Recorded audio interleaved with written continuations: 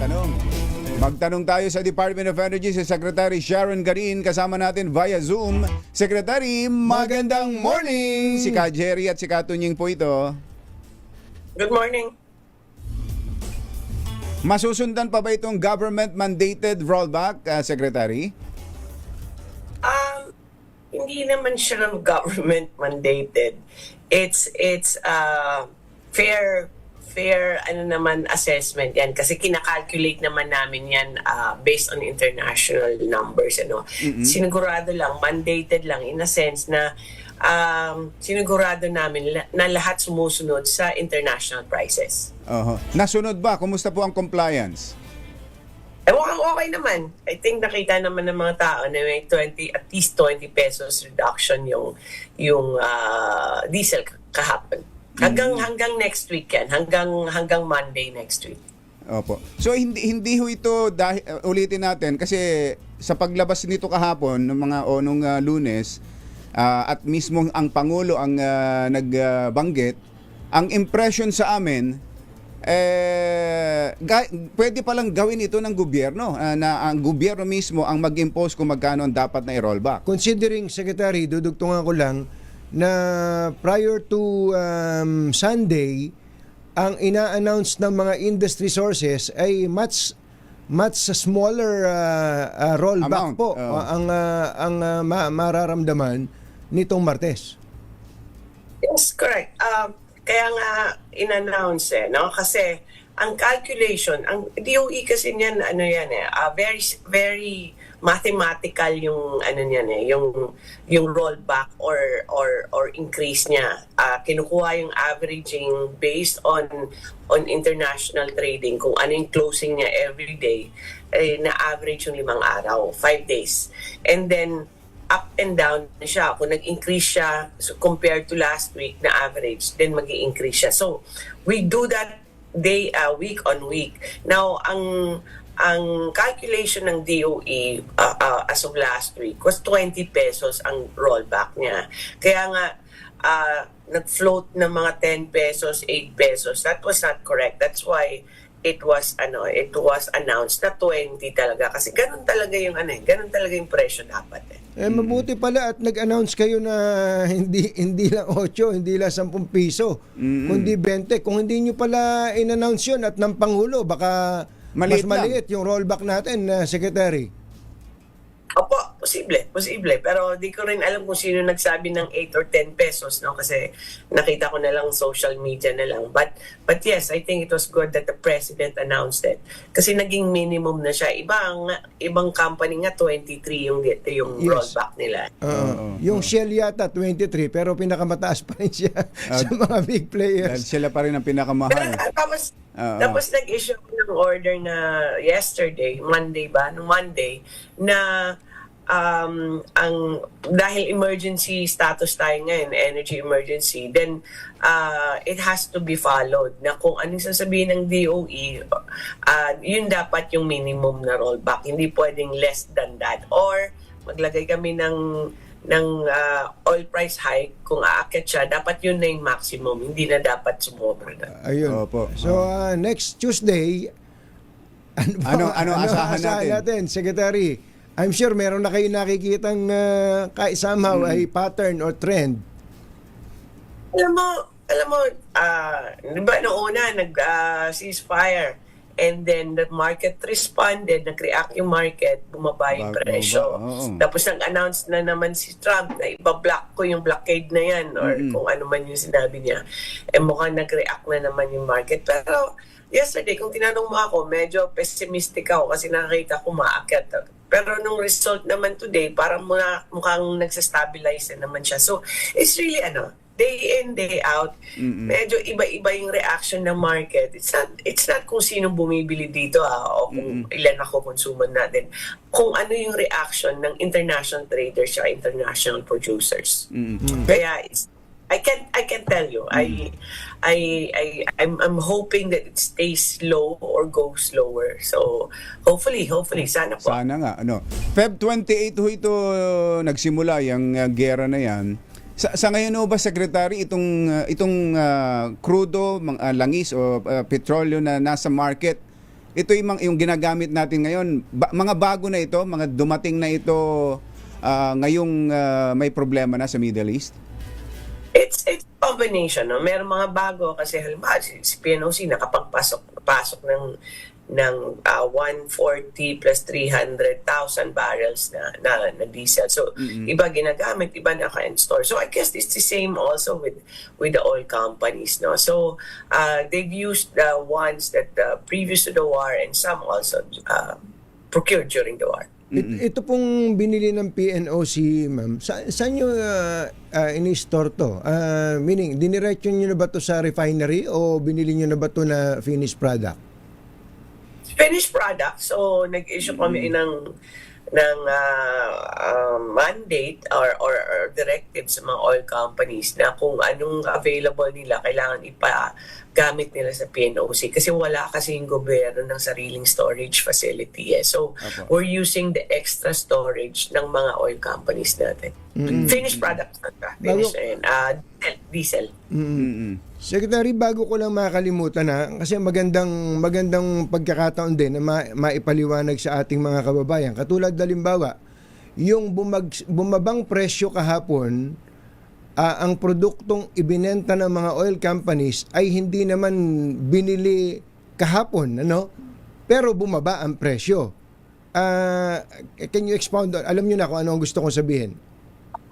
Kasi reklamo ng tao, nandyan na yan, ngayon palang umakyat, dati mura yung bili, bibenta nila mahal. Tama naman, no? Tama, kasi ganun yung accounting nila eh. Opo. Ngayon, nakabili sila last week or 2 weeks ago, bayad sila ng 150 pesos level, halimbawa, no?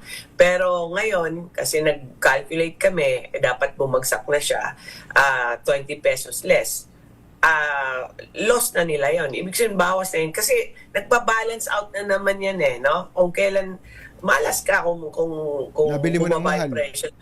Pero ganun talaga yan eh. I mean, that's how the business is and that's how we've been practicing this. So, in times of, sa panahon ng pag-akyat ng presyo, may theoretical, how do you say that, profit siya sa accounting niya. Pero pag bumagsak naman, may theoretical loss din siya. So, nagba-balance out din siya ang eventually. Ano.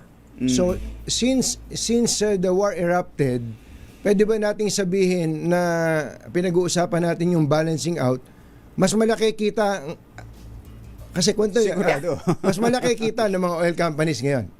Mas Sigurado. malaki. Pero hindi nila pwedeng sabihin din na defense yan na mahal bili namin ito eh. Kailangan mahal benta namin. They have to follow the accounting rules na they've been practicing. Na kung bumaba siya, kahit nabili mo yan na mahal, Ibaba mo rin. sorry, ganun talaga yun. But yes, I see your point, no, na may kinita sila. Kasi ang ano din kasi niyan, mahirap din na maging sobrang, halimbawa, ang price cap, no, na sinasabi. Yes. Mahirap din kasing i-implement yan kasi baka hindi na sila bumili ng sufficient for our supply. Diba? Pag bumaba halimbawa, pag umakyat yung presyo ng 150 tapos inaalaw lang natin 100 pesos, baka ang bilhin nila good enough for 100 pesos ang na value, no? Ang quantity baka bawasan nila kasi ni-rolling lang kasi yan eh. If I'm kinukuha pa yung mga details ngayon kung if I got it right yung computation, mga 5% ang industry intake yan eh. Maliit din yung leeway dapat nila to make so much money kasi ang lumalaki or lumulob or lumiliit is actually the valuation ng cost of goods, no. I don't want to get technical pero yun doon talaga tayo nagtatalo eh yung replacement cost accounting which is done internationally. But yes, it's good times and bad times eh. Apo. Mura man o mahal, Secretary, hindi ba tayo kakapusin? Lahat nag-aalala ngayon na baka maubusan na ng hindi lang LPG, gas o diesel o gasolina, pati yung iba nga natatakot magpabook ng flight dahil baka hindi raw makauwi, dahil baka hindi na Walang panggasolina. walang panggasolina yung eroplano. Meron naman technically in the whole world, you can always buy crude oil or petroleum. Presyo talaga yung problema. Kung ayaw mo bumili ng mahal at magbayad ng premium na napakamahal, then it's hard to find. No? Yun yung talagang umpisa. At the very start, yun yung umpisa na nakita namin. Now we have 50 days supply. So, PNOC is also buying, no? Mahal din yung bili kasi sa atin naman kahit mahal yan basta kailangan may diesel tayo dito eh. So, is 50 days enough? That's always the question. For me, it's enough time to find replenishment for what we consume. Habang kinukonsuman natin araw-araw, dapat may panahon tayo umorder at dumating yung order na yan bago maubos. 50 days is more than enough. Kasi pag umorder ka sa South Korea, isang linggo yan pwede na dumating dito or 10 days. No? China, the same. Pero kung gusto mo umorder ng Russia or US, ayan, mga isang buwan or isang buwan kalahati. So, 50 days is not a bad number, let's say. No? Ang may limitation din tayo. Wala tayong paglalagyan kung gusto natin 100 days. 60 days lang kasi yung limit eh. So, sa supply... Yung limit na, kumatsara pa siya na, ang maximum capacity ng storage natin, ilang araw lang? 50. 60. 60. 60. Okay. So kahit pala gustong-gusto nating bumili mag-imbak hanggang 60 days mura, lang. Wala tayong paglalagyan, parang ganon. Alam mo, ito, kagabi lang to ni-report sa akin. Actually, di ba yung Petron, dami-dami nilang binili, good for until June. So, ang ginagawa ng Petron, bili sila ng crude oil, tapos paprocess nila yan, refinery yan. Gagawin nilang crude, gas, or diesel, or jet fuel. Ang problema na nga sila ng storage kung saan nila lalagay kasi gusto na nilang umorder. So, we really have physical limitations. Kaya, parang orchestra to. You have to balance everything. Make sure that when you order, meron tayong paglalagyan. Pero wag naman, di ba? Every time, it's... And that's not easy kasi kailangan i-maintain yung 50 at the minimum, no? Tama po. Kasi ninervyusin tayo less than 50 or even less. So sa supply, hindi tayo dapat mag-alala. Presyo lang talaga ang poproblemahin natin. No choice tayo. Kailangan nating kagatin yung ganung... Mas gusto nating may mabibili kaysa walang na mahal. Kaysa sa walang mabili. Ang tanong niyan na Secretary, marami rin tayong, bukod sa mga sasakyan, may mga power plant tayong pinatatakbo ng diesel. Kumusta ho sa mga lugar na yon na umaasa sa diesel fired power plant at gaano na ang itinaas ng kanilang kuryente ngayon? Di ba yung diesel-fired power plants, ng mga gensets natin, are running with diesel, but fortunately, it's only 3% of our power, no? Pero, buti na lang. ang problema dyan, nasa mga isla yan eh. Opo. So, wala kang choice. Wala kang pwedeng, connect muna natin sa NGCP or yun talaga, yun na yun eh, no? So, bayad sila ng mas mahal. Ilang linggo na ito nakausap namin yung NPC, National Power Corporation, tsaka yung iba, yung mga independent. And ang isa sa usapan namin sa NPC is possibly na either gumamit sila ng cheaper oil, which is ngayon kasi Euro 4 tayo, pwede naman silang Euro 2, or magamit sila ng biodiesel, yung mga which is cheaper and more friendly, environmentally friendly. Or yung third is also gamitin yung PNOC as buyer para direct na silang bumili. At yan, medyo may significant decrease of their cost of production yan. So, maraming options po. Yun po yung isa sa mga major na problems namin ngayon dahil supply nga, medyo na-stabilize na namin. Presyo, wala tayong magawa. Pero on the power side, yun yung to be resolved pa. So, pero they're really looking for solutions. Kasi ang instruction ko, wag naman as much as possible wag tayong umutang. Oh. Pag summer na ganito, Huwag tag-init, tayo mag-increase ng rates or wag tumutang. sana ganun nga ang mangyari. Pag ganitong tag-init, summer, Secretary, sa mga nakaraang taon, lagi tayong nagkakaproblema, luminipis ang supply. May mga lugar pa nga na nagba-brown out. Kumusta ang power outlook natin?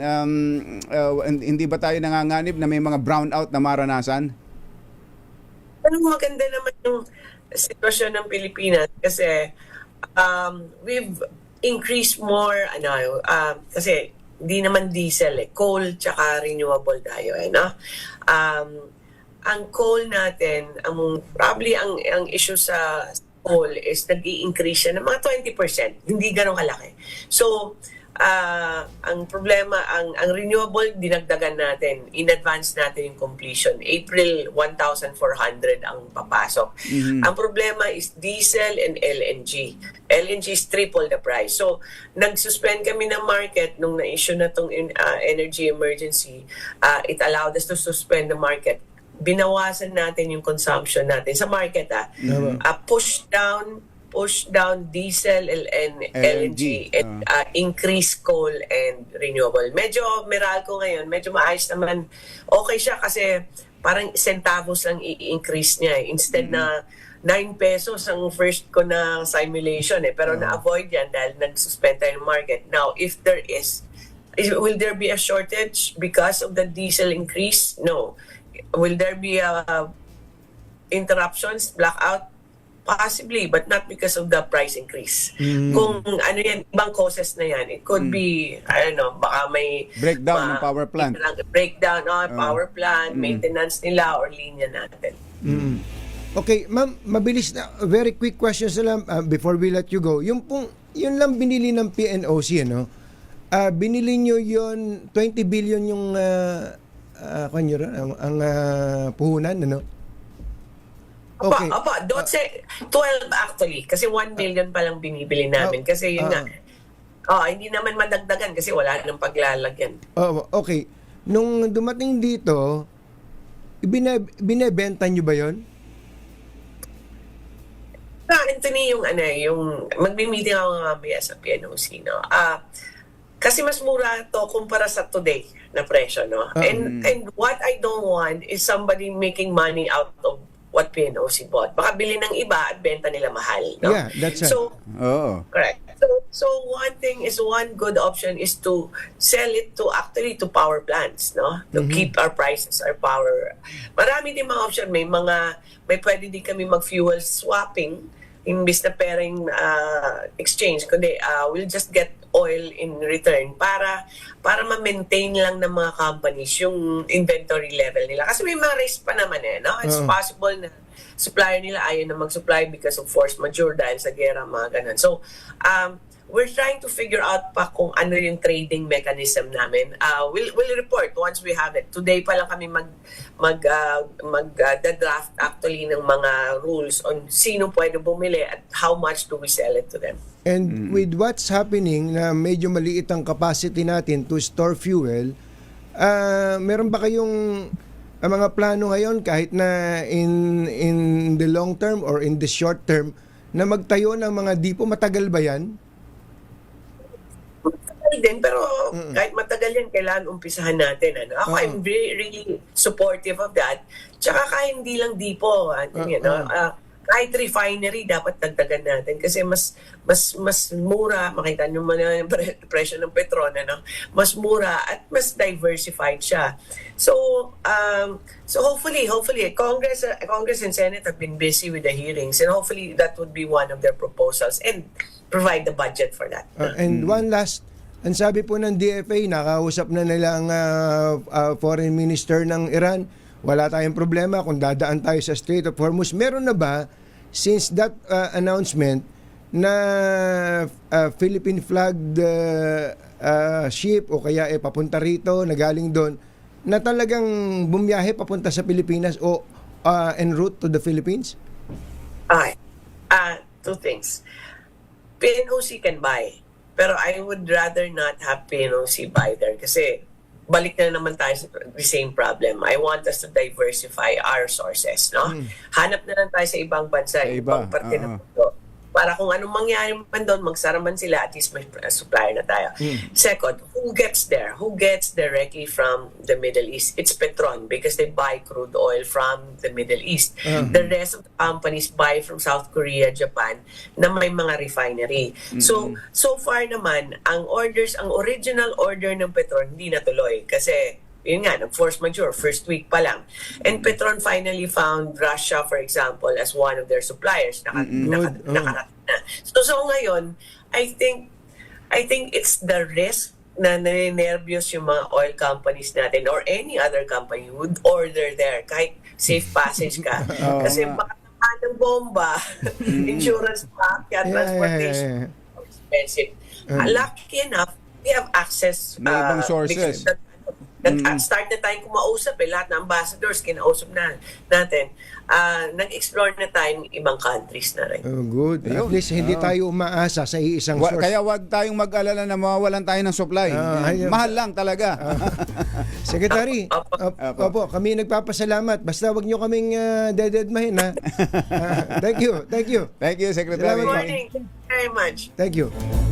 Secretary Sharon, si Ate Shawi. Sharon Garin ng Department of Energy.